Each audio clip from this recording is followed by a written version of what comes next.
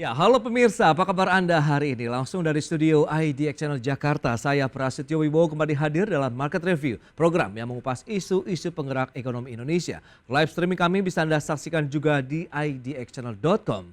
Dan pemirsa, langsung saja kita mulai Market Review selengkapnya.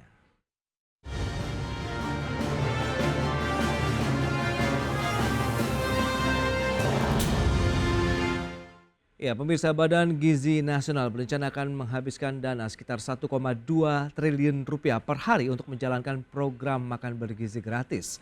Uang sebanyak itu dikeluar jika program makan bergizi gratis sudah berjalan secara keseluruhan, di mana Badan Gizi Nasional mengklaim perlu memasak makanan setiap hari lalu menyalurkannya kepada anak sekolah. Dan selain itu, pengeluaran harian tersebut bakal menjadi uang beredar di masyarakat.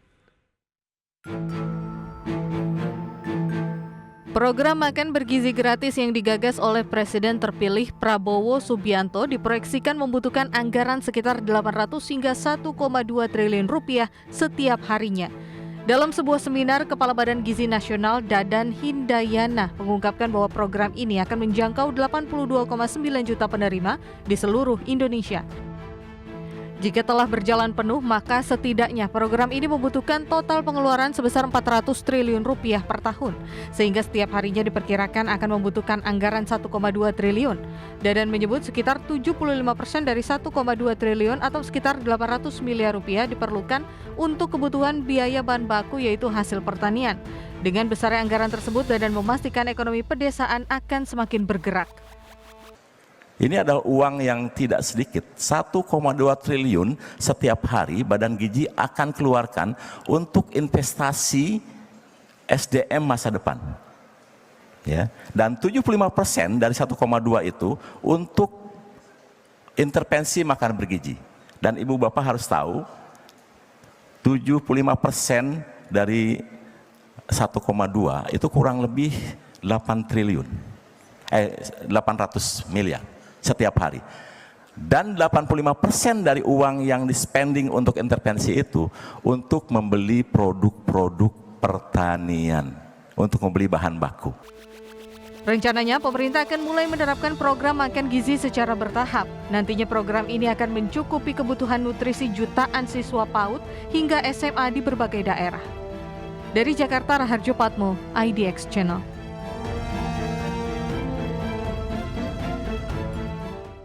Ya, pemirsa, untuk membahas tema kita kali ini mencermati anggaran makan gratis 1,2 triliun rupiah per hari, kita sudah tersambung melalui Zoom bersama dengan Profesor Dwi Andreas, pengamat pangan IPB University. Selamat pagi, Prof. Dwi. Selamat pagi, Mas Pras. Ya, salam sehat, Prof. Sehat selalu. Baik. Terima kasih juga atas waktunya dan sudah bergabung ini Bapak Agus Warsito, Ketua Asosiasi Peternak Sapi Perah Indonesia. Selamat pagi, Pak Agus. Selamat pagi, Mas Pras. Ya, salam sehat juga, Pak Agus. Alhamdulillah. Baik, terima kasih dan langsung saja kita ke Prof. Dwi terlebih dahulu. Bagaimana Anda melihat dan menanggapi ini? Ada dana yang cukup besar begitu ya akan beredar di masyarakat begitu terkait dengan kebijakan pemerintah begitu ya. Nah, Anda melihat bagaimana nih dengan program bergizi gratis? Ya, kalau dari sisi tujuan program bagus ya, dalam arti menyediakan untuk masyarakat kita, terutama murid ya, makanan bergizi yang gratis. Dari sisi program bagus. Lalu hal yang kedua, apakah program tersebut akan membuka lapangan pekerjaan? Yes.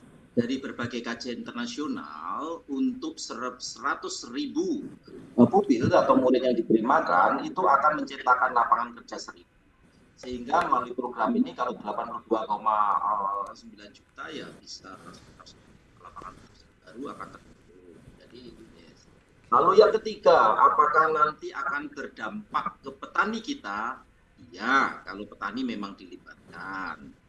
Nah, jadi itu terkait dengan program. Lalu kalau kita bisa mengkritisi terkait dengan program dengan target 82,9 juta atau seluruh murid akan mendapatkan ini, nah ini yang perlu dipertanyakan.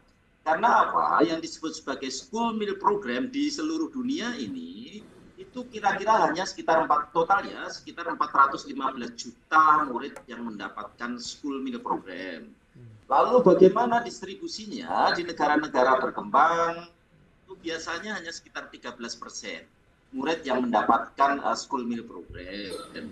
Lalu bagaimana negara maju? Negara maju hanya 63%. tidak ada satupun negara di dunia ini yang 100% seluruh muridnya mendapatkan program ini, kan? Sehingga sedangkan Indonesia ininya 100%. Untuk itu dananya luar biasa besar.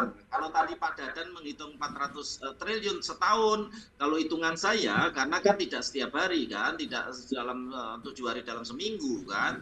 Mungkin misalnya kita hitung 5 hari dalam seminggu saja, itu pemerintah harus mengeluarkan dana 312 triliun untuk program ini.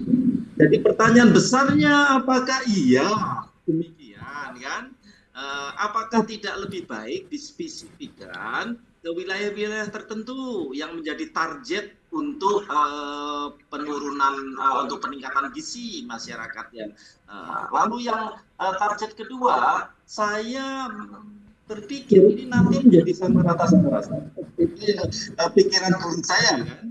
Apakah program gitu kan ya, itu sama aja. Padahal program ini menjadi akan sangat bermanfaat kalau itu dipuskan di desentralisasi. Jadi masyarakat akan mendapatkan pangan lokal di wilayah-wilayah tertentu. Baik, Prof. Dwi. Baik, kita akan minta tanggapan dari Pak Agus terlebih dahulu nih. Lantas bagaimana dari sisi peternak sapi perah begitu? Apakah program ini akan benar-benar menjadi angin segar juga nih bagi para peternak sapi perah di Indonesia, mengingat akan kebutuhan susu sapi secara nasional juga begitu yang semakin tinggi? Sudah barang tentu Mas Pras, dengan adanya program seperti ini menjadi angin segar ya. Dan kami memberikan apresiasi yang setinggi-tingginya pada Presiden terpilih kita, Pak Prabowo Subianto dan Mas Gibran, yang mana punya program yang betul-betul nanti akan bisa dirasakan oleh tidak hanya kepada objek, tapi juga tentunya multiplier efeknya pada petani peternak sapi perah itu akan sangat terasa sekali gitu ya. Oke. Tentunya semua harus berbasis produksi dalam negeri. Kalau semua dari impor ya tidak ada multiplier efeknya begitu Mas Ras. Iya, iya. Tapi kita tahu program unggulan makan bergizi gratis ini juga kan ya dikatakan membutuhkan tambahan hingga 3,6 juta ton susu. Nah, ini bagaimana kesiapan dari peternak sendiri begitu? Ya, tentu harus disiapkan mulai dari sekarang. Sehingga ketika saat yang bersamaan ini Menteri Pertanian memprogramkan untuk impor 1,2 juta ekor sapi sampai dengan 5 tahun yang akan datang, kita berharap pada akhir pemerintahan periode pertama Pak Prabowo ini nanti sudah bisa memenuhi kebutuhan susu nasional 100% dari produksi peternak sendiri. Tahap awal barangkali mungkin masih dibantu impor lah susunya, tapi ke depan harus bisa dipenuhi oleh peternak dalam negeri. Tidak hanya siswa yang mendapatkan makanan tambahan berupa makanan bergizi dan susu gratis itu ya, tapi peternaknya juga mendapatkan peningkatan multiplier yang signifikan. Kenapa? Di saat yang bersamaan juga menciptakan lapangan kerja yang baru gitu ya. Luar biasa, banyak sekali loh itu nanti. Baik, menarik nih. Kita tahu juga tadi pemerintah khususnya dari Badan Gizi Nasional menyebutkan 85% anggaran akan digunakan untuk membeli produk pertanian dan juga bahan baku makanan setiap harinya. Seperti apa nanti kita bahas di segmen berikutnya nih, Prof. Dwi dan Pak Agus. Kita akan jeda dulu sebentar, dan pemirsa pastikan Anda masih bersama kami.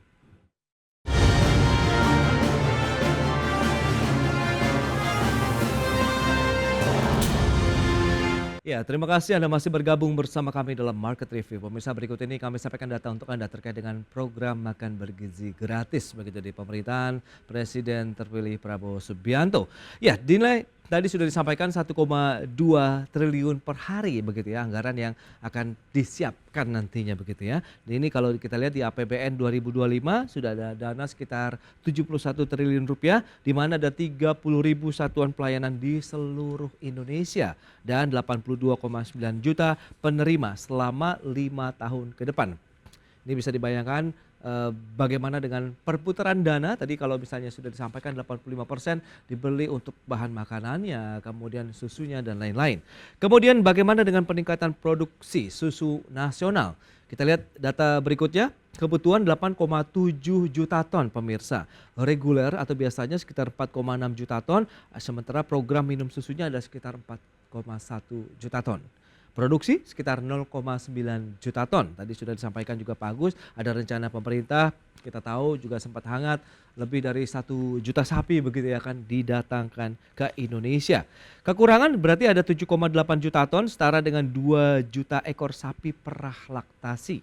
Kebutuhan reguler sekitar 0,9 juta ekor sapi perah laktasi, kebutuhan program minum susunya sekitar 1,1 juta ekor. Sementara kebutuhan anggarannya mencapai 90 triliun rupiah.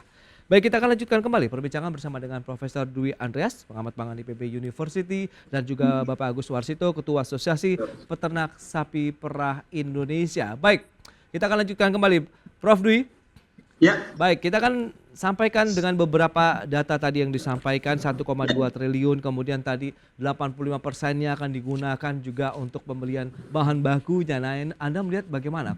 Perputaran dana yang besar akan terjadi di setiap daerah kah? Atau bagaimana?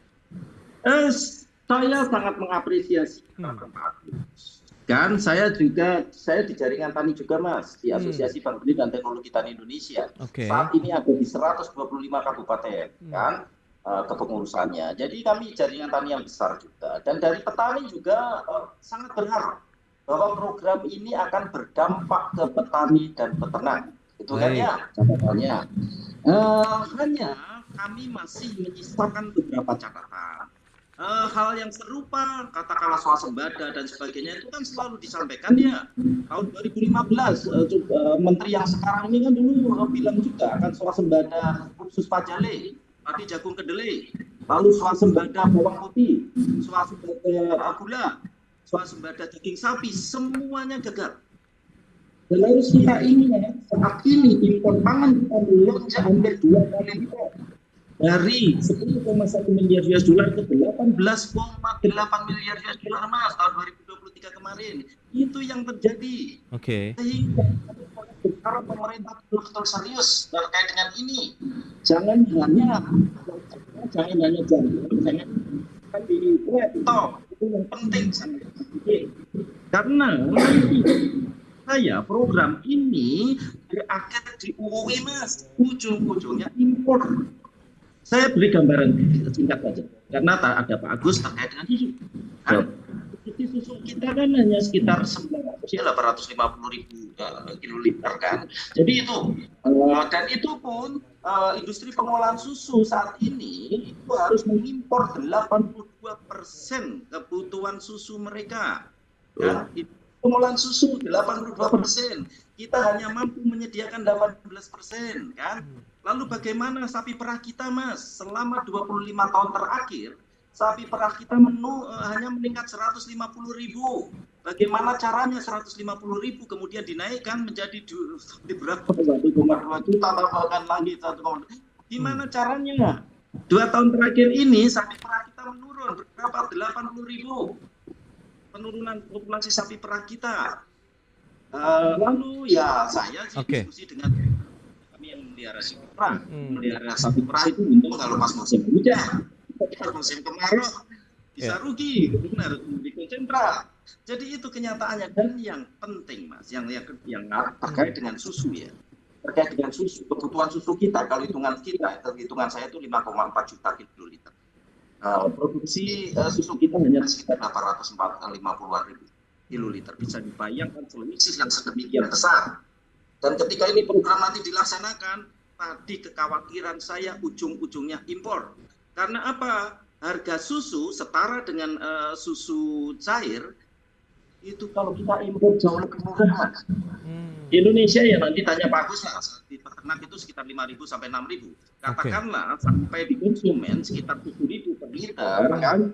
Nah kalau dari impor hanya 5.000 Mas kalau dihitung. Ya impornya sih bukan susu sapi segar ya, impornya itu powder milk lalu nanti oleh industri pengolahan. Baik Prof. Ketika itu tidak diatasi, pemerintah nanti kecenderungannya apa? Impor. Baik. Oke, Prof. Iya, ya. Kita langsung tanyakan nih, Pak Agus, ini lantas bagaimana kalau bicara ini menjadi satu challenge ya, tantangan bagi para peternak sapi perah begitu terkait dengan kebutuhan yang sangat besar, sementara kemampuan dari produksi susu sapi nasional pun masih terbatas, sementara tahun depan harus sudah dijalankan nih. Untuk jangka pendek tentu tetap harus disupport dengan impor dulu, Mas Pras.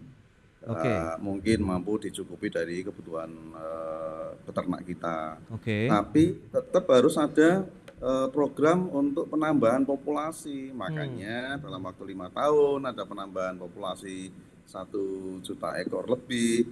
Itu juga dalam rangka nanti di ujungnya di akhir tahun itu harapannya sudah bisa dipenuhi oleh peternak dalam negeri. Dan kalau susu yang program ini nantinya kandungan impornya lebih tinggi. Kandungan impor itu susu skim, sebagaimana yang disampaikan oleh Prof. Dwi tadi, gitu ya. Tidak mungkin impor susu dari luar itu dalam bentuk cair, tidak mungkin. Pasti skim. Susu skim dicairkan nanti.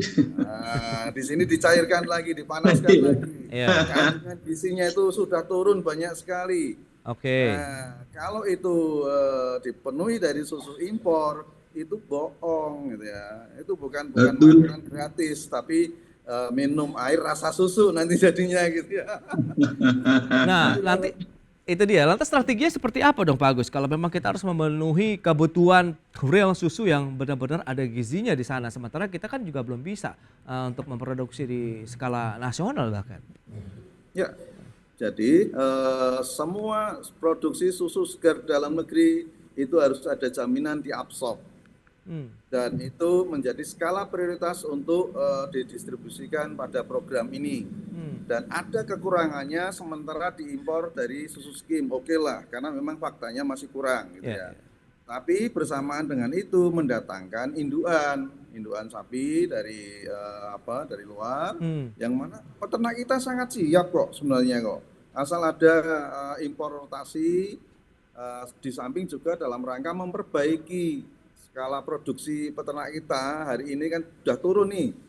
Dulu pada F1-nya itu masih bisa 20 sampai 25 liter per hari. Hari ini turun, paling tinggal 12-13 liter per hari. Nah, kualitas semakin turun ini ketika mendatangkan impor, insya Allah akan semakin baik harapan kita. Gitu, Oke. Pak Agus, nah lantas kesiapan dari peternaknya sendiri, kemudian siapa yang akan mendatangkan biaya dari mana, kemudian tempatnya sendiri seperti apa, kemudian bagaimana dengan serapannya dari bahan pangan di dalam negeri, kita bahas lagi di segmen berikutnya. Kita akan jeda sebentar ya Prof. Dan pemirsa, kami akan segera kembali sesaat lagi.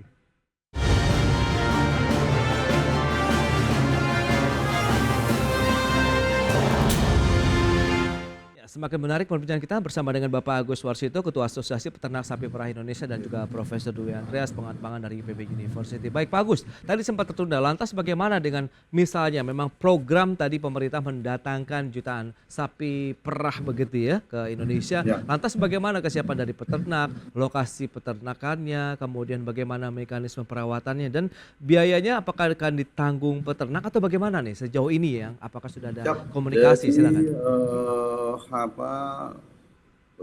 Untuk mendatangkan impor ini tentu memang jadi PR tersendiri. Pada dasarnya naik peternak siap ya, siap tentunya dengan harga yang wajar.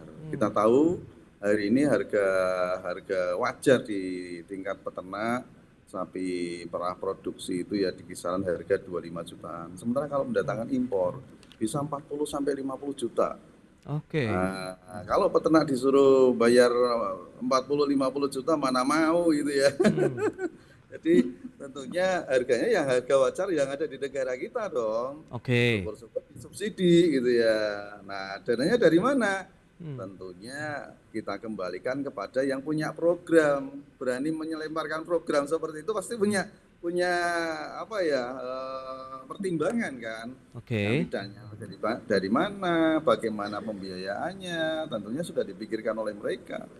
Dan sampai hari ini kita dari asosiasi, dari peternak itu belum pernah dijawil untuk diajak ngomong nih, apakah nanti bisa dibiayai dari KUR atau dari bagaimana, itu belum.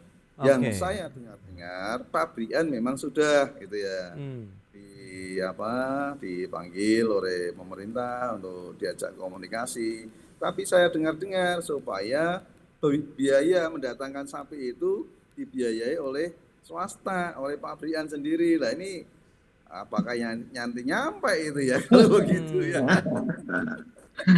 Baik. Oke. Nah, Prof. Dwi, lantas bagaimana kalau dari sisi serapan bahan pangan 85% tadi, kesiapan produktivitas kita, kemampuan produksi dari petaninya sendiri untuk bisa menyuplai demikian banyak kebutuhan begitu untuk sekitar 8 jutaan orang ataupun penerima manfaat dari program ini? Ya itulah harapan saya, harapan Pak Agus, harapan petani, sedulur petani itu sama. Oke. Bagaimana program ini berdampak bagi mereka, bagi Betul. seluruh petani kita, Ya. sehingga bisa memicu aktivitas ekonomi di mereka. Itu harapannya. Tapi kemudian pemerintah itu selalu, pengamatan saya ya, selalu berpikir praktis. Kalau praktis impor ngapain membangun produksi dalam negeri, kan? Apalagi kalau diserahkan ke swasta. Saya ingat itu misalnya gula ya, pada zaman SBY didirikan 11 pabrik gula baru. Tapi pabrik gula baru itu akhirnya apa? Sebagai importir gula terbesar saat ini. Ya. Saat ini 70% kebutuhan gula kita beli dari impor. Jadi seperti itu yang terjadi. Kalau diserahkan ke swasta, pikiran swasta sudah jelas. Kalau saya memproduksi susu, ya lebih baik saya impor lah. Harga susu impor dari sendiri dalam negeri. Kan pikirannya kan kayak gitu. Coba kalau itu diserahkan ke peternak, Pak Agus, program tersebut, uang tersebut serahkan ke petani, uang tersebut serahkan ke peternak, biar peternak mengelola. Lalu hal yang kedua terkait susu ini, karena ada Pak Agus terkait susu, harga susu dinaikkan lah. Harga susu 5.000 sampai 6.000 bagaimana? Sepakat, Prof. Di tingkat petani naikkan 10.000. Misalnya kan sehingga peternak beruntung kan. Yeah. Kalau beruntung mereka nggak usah disuruh, akan meningkatkan populasi sapi perah sendiri. Tapi ketika rugi seperti sedulur saya, saudara saya sendiri dijual 4 sapi perah sembelih. Karena apa? Tidak menguntungkan bagi dia. Jadi itu karena apa? Harga jual susunya rendah. Itu nanti akan menjadi buah si malakama kan. Katakanlah kita naikkan 10.000 kan, harga kalau setara susu sapi segar di Indonesia kalau kita impor hanya 3.000, 4.000 bagaimana? Kan akhirnya kan ngapain pusing amat, pemerintah kan gitu sukanya kan. Sehingga dukung peternak kecil, dukung betul petani sehingga uang yang sedemikian besar 316 triliun betul-betul masuk ke petani. Serahkan uangnya ke petani. Kalau enggak ya itu medan korupsi luar biasa, harus diingat juga itu kan. Semakin besar korupsinya, itu yang harus betul-betul antisipasi dari awal. Baik, Prof. Nah, terakhir Pak Agus, bagaimana optimisme Anda sendiri melihat ke depan begitu? Ingat ini juga menjadi program 5 tahunan yang bisa dilaksanakan berarti mulai tahun depan. Ya, saya sangat optimis, sangat percaya dengan pemerintahan sekarang. Karena itu sudah dicanangkan, diprogramkan, pasti mereka punya punya strategi lah bagaimana untuk menggolkan itu. Hanya tentunya kembali lagi komitmen pemerintah ini hanya sekedar lip service untuk kemudian justru tidak mendahulukan peternak petani dalam negeri, lebih banyak impor, itu ya kembali akhirnya hanya rente saja nanti yang akan mendapatkan keuntungan gitu ya.